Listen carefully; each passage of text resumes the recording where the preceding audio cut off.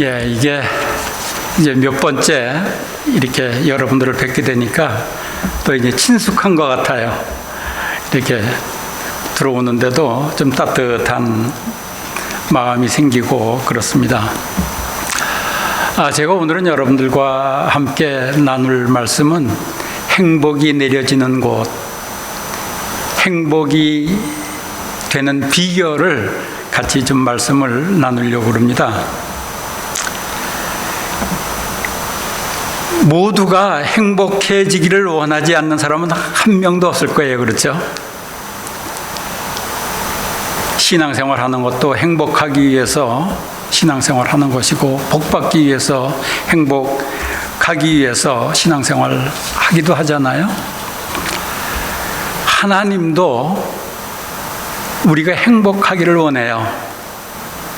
여러분 그렇지 않습니까? 여러분들도 자녀들을 양육하면 부모가 가장 좋은 것이 뭡니까? 행복한 것이 뭡니까? 자녀들이 행복한 거예요. 하나님도 우리를 행복하기를 기대하신다고요. 그런데 하나님이 어떻게 해야지 행복하게 되는 것과 인간들이 어떻게 해야 행복하게 되는 것이 서로서 조금 달라요. 우리들은 돈 많이 벌면 행복해질 것이라고 생각하잖아요. 근데 돈 벌 때는 돈이 많으면 원하는 것이 들어오면 행복해요. 그런데 그 행복이 길질 않아요. 오래가질 않아요.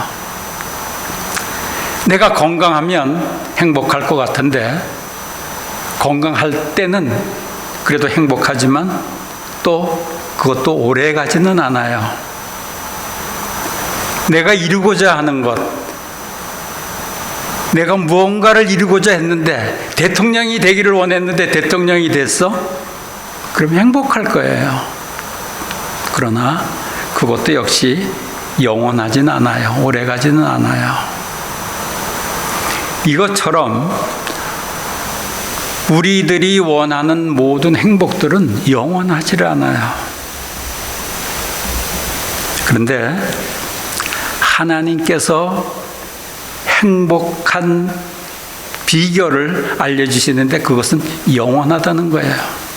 그게 뭐냐 하면 오늘 말씀에서 얘기하는 것처럼 보라, 형제가 연합하여 동거함이 어찌 그리 선하고 아름다운고.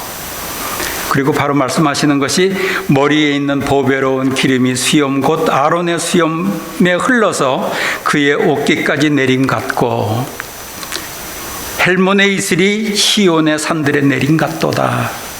그러면서 하나님께서 말씀하시기를 여기에 여호와께서 복을 명령하셨나니 곧 영생이로다 그래요. 형제와 형제가 관계가 좋으면 아름답고 거기서 능력도 일어나고 얼굴이 환하게 펴기도 하고 그리고 권위도 생기고 그리고 그것이 영생하게 한다는 거예요.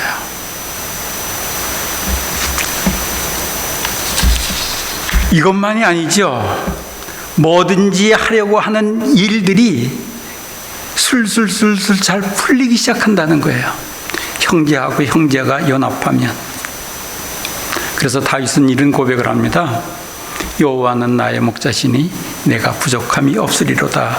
저는 시냇가에 심은 나무가 과실을 맺은 같이 그 잎사귀가 마르지 아니한 같이 그 행사가 형통하리로다. 이렇게 고백을 한다고요. 이런 곳에 영생이 있다는 거예요. 영원하다는 거예요. 그런데 우리가 형제와 형제가 연합하는 것이 그렇게 쉽지 않아요. 왜? 너무나 달라서 그래요. 그죠? 너무 달라. 그런데 이 다른 사람들이 연합을 하면 행복해진다는 거예요. 저는 아침마다 이렇게 한 시간씩, 1시간 반씩 걸어요. 걸으면 하늘도 아름답고 모든 세상이 너무 아름다운 거예요. 거기에 커다란 비행기가 머리 위를 쭉 날아가는 걸 보면 안 쳐다볼 데가 없어요.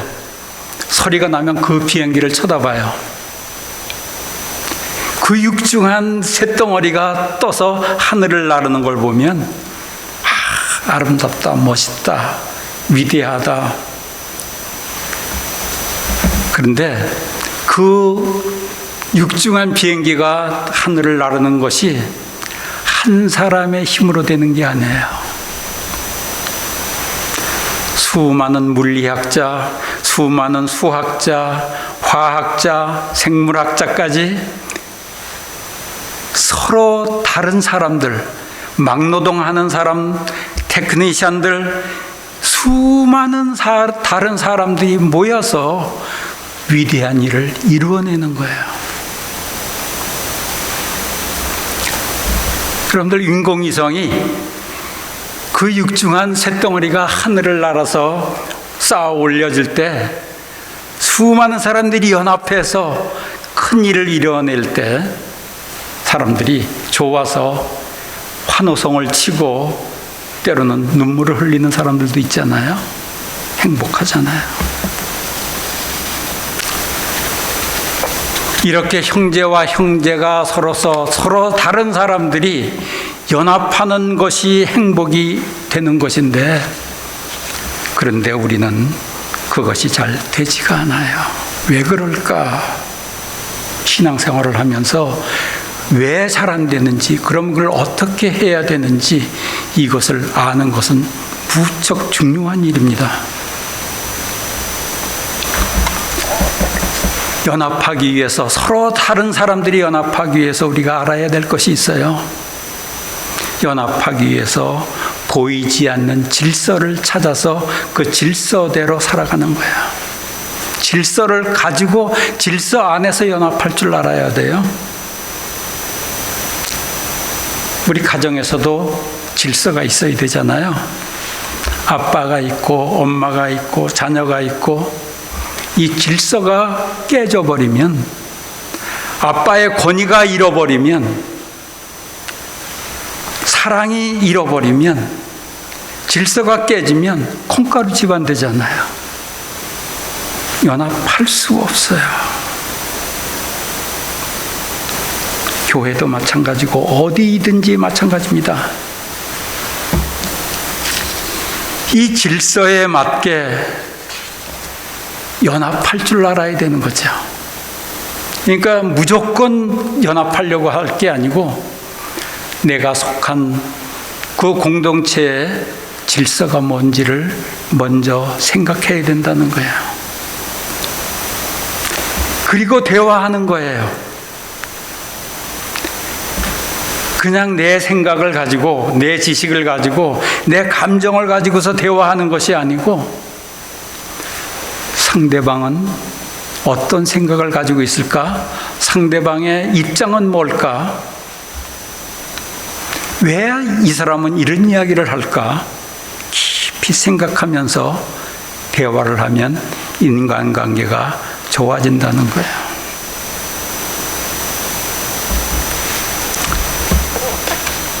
근데 우리는 어떻습니까? 보통 대화를 하다 보면 그냥 내 지식을 열심히 얘기하고, 내 경험을 열심히 얘기하고, 내 감정을 가지고, 내 가치관을 가지고 열심히 상대방을 설득하려고 그러잖아요. 그런데 그렇게 되면 이상하게 바른 얘기를 하는데도, 올바른 얘기를 하는데도, 사랑하기 때문에 얘기를 하는데도 서로 상처를 주고받잖아요. 그런데 하나님 앞에 나가서 우리들이 맑고 순수한 마음을 먼저 만들고, 그리고 내가 틀렸으면 틀렸다, 겸손한 마음으로 미안하면 미안하다 얘기하고, 그리고 내가 어떤 지혜를 가지고 언제 어떻게 상대방에게 이 얘기를 해야 내 사랑이 올바르게 전달될까를 생각하면서 얘기하는 거예요. 그러면 우리들이 점점 관계가 좋아지기 시작하는 거 아니겠어요? 그런데 또 문제가 있어요. 먹고 사는 문제 때문에 그럴 여유가 없어져요. 그래서 하나님께서 우리들에게 얘기를 합니다. 공중의 새를 보라. 그들이 심지도 않고 거두지도 않고 창고에 모아들이지도 않아도 하나님께서 다 먹이 살리는데 하물며 너희일까 보냐. 이 말씀이 돈 무시하고 물질 무시하고 그냥 살면 내가 다 먹여 살려, 이 말씀을 하려고 하는 것입니까? 저축할 필요 없어, 그냥 들어오는 대로 쓰고 살아, 이 말씀입니까? 아니에요. 돈의 노예가 되지 말고 먹고 사는 문제에 너무 목숨 걸지 말고 먼저 너의 영혼을 맑게 순수하게 깨끗하게 만들어라 하는 거예요. 자유한 영혼이 되라는 거예요. 이 자유한 영혼이 되어서 하나님의 뜻을, 하나님이 주신 지혜를 가지고 사랑하는 마음을 가지고 가족을, 이웃을, 친구를 복되게 만들어 나가라는 거예요. 그래서 시편 133편을 이야기하기 전에 여러분들 성경을 보시면 먼저 뭐라고 나오느냐 하면 다윗이 성전에 올라가면서 부르는 노래, 그리고 시편 133편의 이야기를 합니다. 형제와 형제가 연합하기 위해서 먼저 성전으로 올라가더라는 거예요. 성전을 가서 맑고 순수한 마음, 대화할 수 있는 실력을 키워나가는 거예요. 여러분들이 교회에 나와서 그냥 하나님 이거 해주세요, 저거 해주세요 이러는 것보다 더 중요한 것이 내 마음을 맑고 순수하게 만드는 거예요. 그리고 하나님의 음성을 듣고, 그리고 하나님이 주시는 지혜를 가지고 우리의 이웃하고의 관계, 먼저 가족 관계, 이것을 복되게 만들어 나가는 거예요. 이것이 안 되니까 서로서 부부 간에도 그렇고 친구 간에도 그렇고 교우 간에도 그렇고 옛날에 20년, 30년 전에 지었던 죄를 가지고 그대로 그 시각을 가지고 사람들을 상대할 때가 많잖아요. 사회적인 지위를 생각하면서 사람을 상대할 때가 많잖아요. 나의 이익을 생각하면서 사람들을 상대할 때가 많잖아요. 이렇게 되면 서로서 사랑하는 마음을 가지고 이야기를 해도 상처를 주고받는 그런 모습이 되잖아요. 그리고 상대방이 의심스럽고 오해하고 이런 경우들도 있더라고요. 순수하고 깨끗하고 정직하게 살아가려고 하니까 오히려 그걸 흉보는 사람들도 있더라고요. 왜? 내 지식과 내 생각에 매여 있어서 그래요. 인간들은 어차피 다 부족합니다. 연약합니다. 죄 없는 사람 한 사람도 없어요. 그런데 아무리 큰 죄인도 또 구석에 보면 그 마음속에 정직해지려고 하는, 진실을 추구하는, 하나님을 사모하는 마음이 그 속에 또 있어요.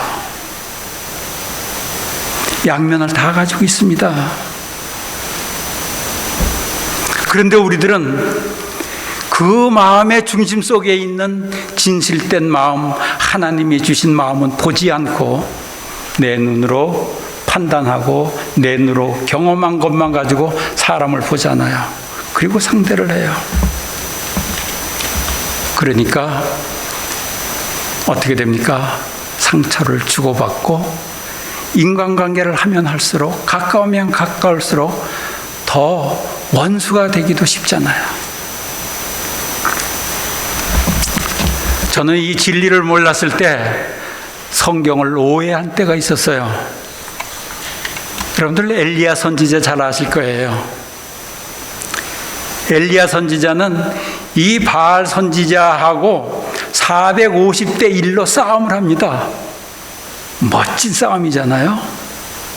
450대 1로 싸워서 멋지게 승리를 합니다. 얼마나 대단한 선지자예요. 이런 선지자가, 이렇게 기적을 경험한 선지자가 이세벨이라는 연약한 여인이 한마디가, 내가 너를 죽일 거야 하는 한마디가 엘리야 선지자를 아주 초라하게 만들어버려요. 그리고 도망을 가요. 그리고 하나님께 뭐라고 얘기하는지 아세요? 하나님, 차라리 날 죽여주세요. 그래. 저 같으면 내가 450대 1로 이겼으면 그렇게 초라해지지 않을 것 같아요. 근데 엘리야는 그렇게 초라해져요. 기적을 경험했으면서도. 이러한 비루한 사람을 어떻게 하나님께서는 선지자로 세우셨을까? 전 의문을 품은 적이 있었어요. 근데 알고 보니까 사람들은 다 그렇더라고요. 그런데 하나님께서는 그 연약한 것을 보는 게 아니고 하나님이 그 사람 마음 속에 진실한 마음, 하나님을 사랑하는 마음, 그 꺾이기 쉬운 믿음을 보고서 상대를 하시더라는 거예요. 여러분들, 노아는 어떻습니까? 노아를 보면 성경에서 뭐라고 얘기하냐면은 세상에서 가장 완전한 자라고 얘기를 합니다. 근데 노아가 완전한 자예요? 술을 먹고 또 술만 먹으면 또 이렇게 고이 잘 것이지 왜 옷을 또 다 벗어? 벌거벗어. 그리고 수치를 다 보여. 그게 완전한 자일까? 또 그것만이 아니에요. 이것을 아들들이 보잖아요. 먼저 함이 와가지고서 딱 이렇게 보니까 아빠가 옷을 다 벗고 술을 먹고서 그냥 수치를 다 보이고 그냥 이렇게 있어요. 막 뛰어가가지고 아빠가 그냥 저 지경이야. 그러니까 그 동생들 둘이 와가지고서 옷을 덮어주잖아요. 근데 여기에서 문제가 생겨요. 노아가 함을 저주를 합니다. 잘못은 자기가 해놓고 왜 아들을 저주해? 이 못난 사람 아니에요? 그런데 하나님께서는 이런 노아를 완전하다고 여겨주시는 거예요. 왜? 연약한 부분도 있지만 그 진실을 보시기 때문에 그래요. 우리들은 어떻습니까? 이 세상 살아가면서 사람들을 볼 때 그 마음에 보이지 않는 진실을 보면서 사람을 상대합니까? 그렇지 않잖아요. 여러분, 다윗 어떻습니까?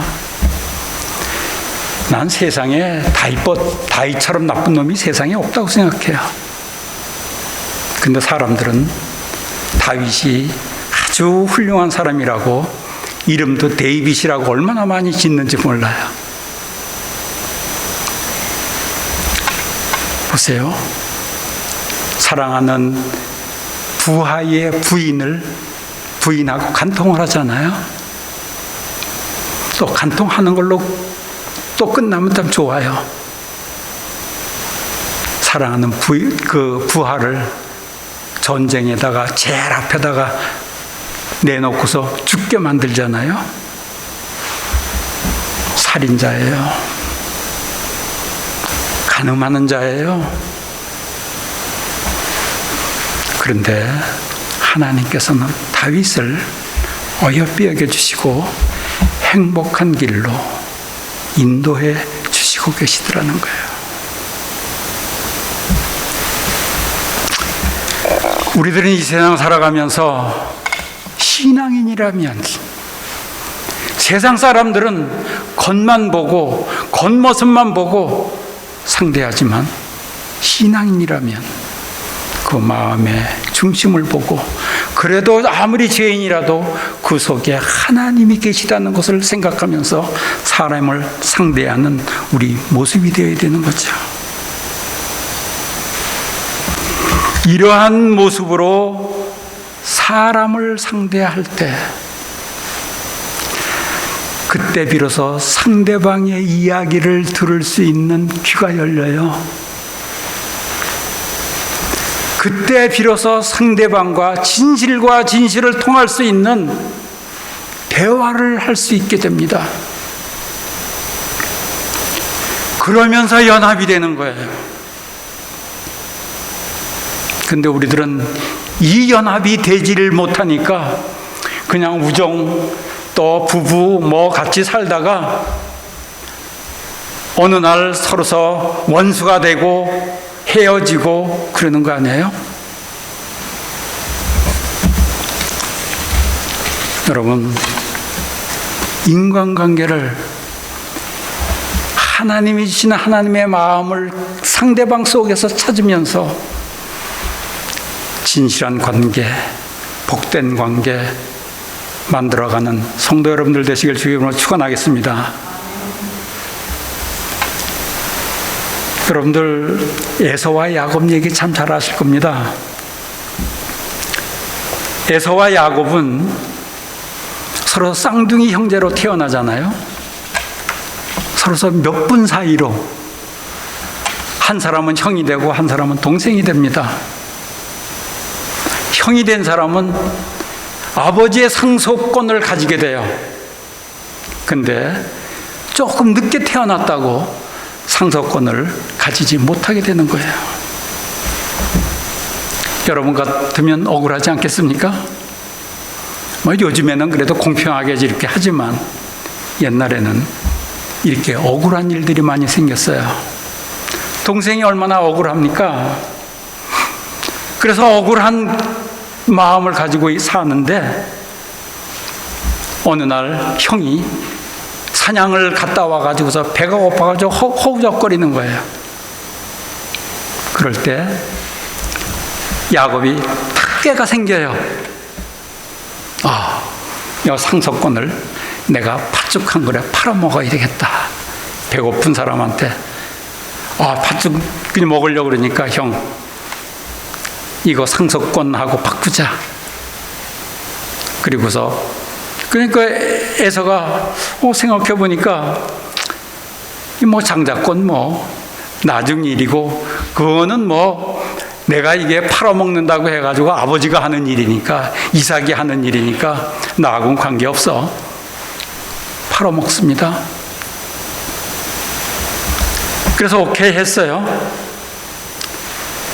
그리고 시간이 지나서 세월이 지나서 아버지 이삭이 임종을 하게 되잖아요. 그때 예식을 치릅니다. 장자 에서를 불러가지고 너는 내 상속을 해라. 상속을 받아라. 예식을 치르기 위해서 이렇게 하자.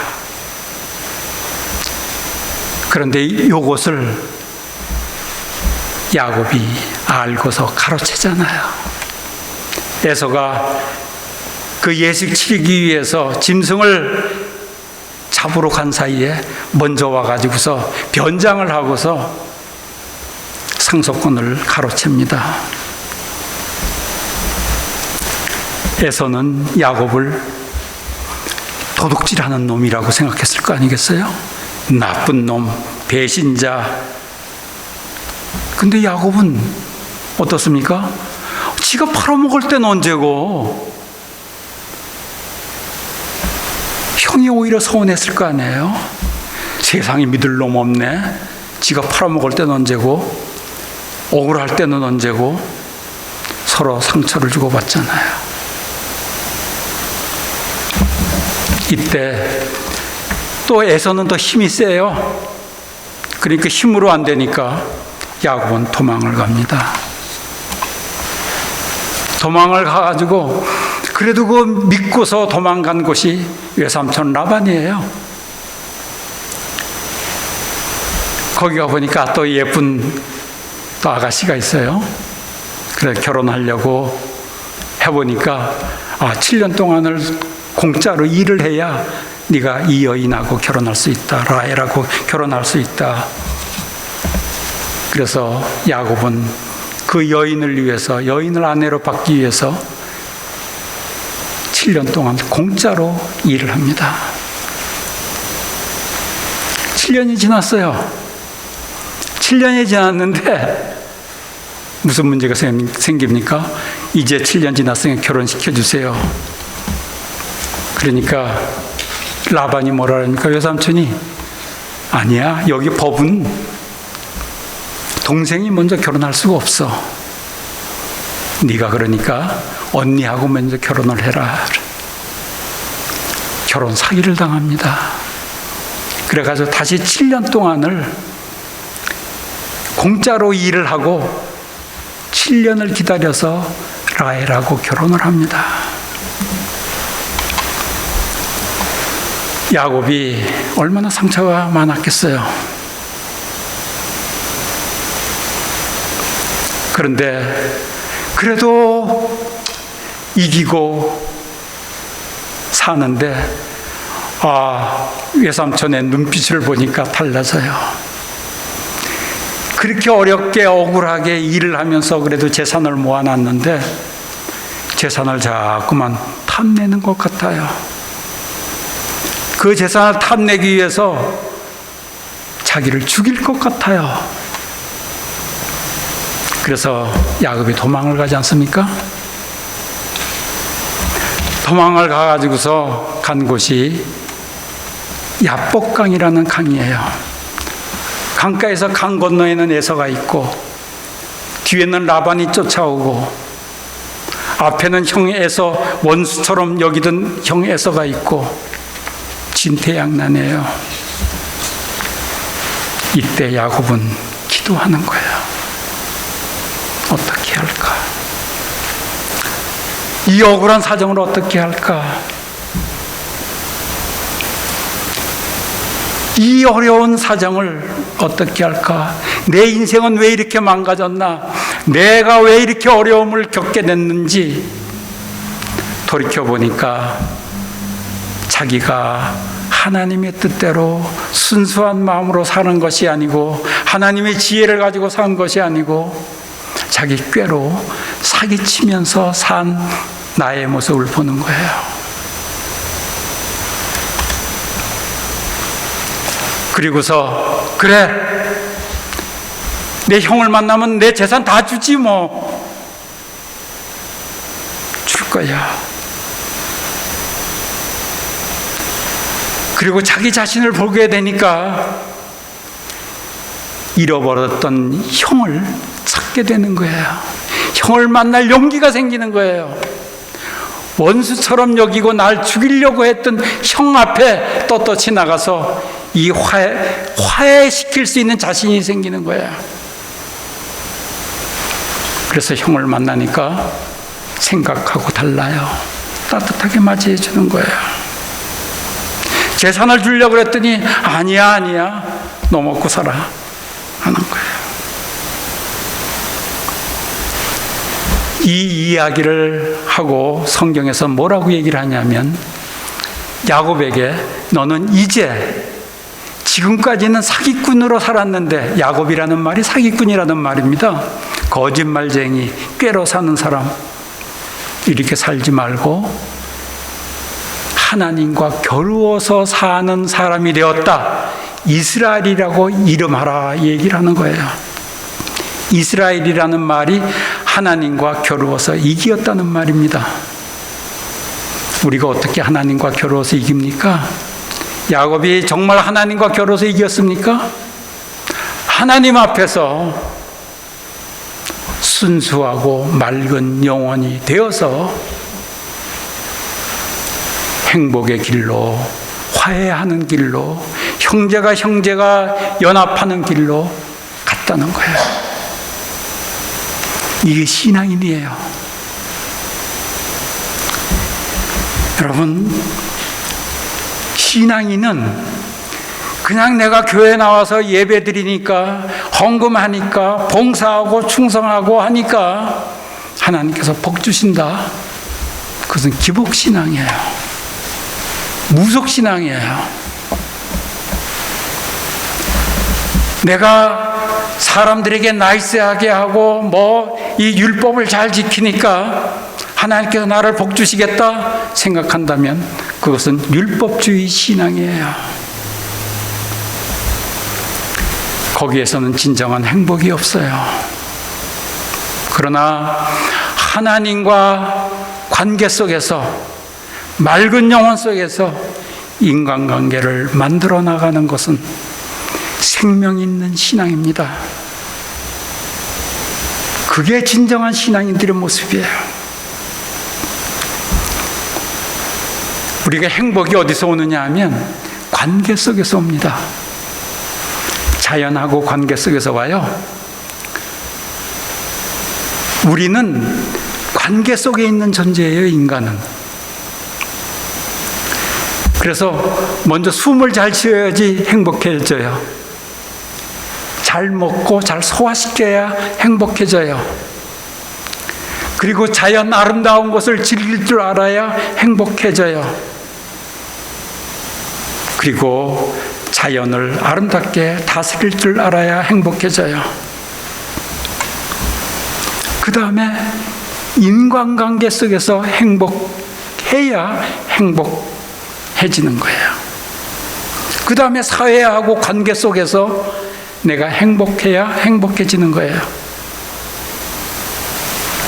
하나님이 주시는 가족관계, 모든 인간관계 속에서 사회에서 살아갈 때 내가 가치 있는 존재도 되고, 능력 있는 존재 되고, 필요한 존재도 되고, 인정받는 존재가 되는 거예요.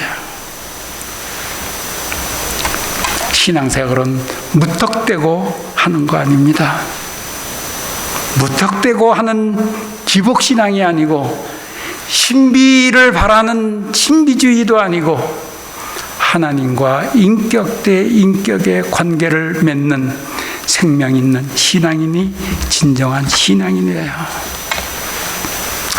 저는 성도 여러분들이 이 세상을 하나님과의 관계 속에서 순수하고 맑게 되고, 인간관계를 복되게 만들어 나가고, 자연하고 관계도 복되게 만들어 나가고, 사회하고 관계도 복되게 만들어 나가는 성도들 되시길 주의 이름으로 축원하겠습니다. 기도하겠습니다.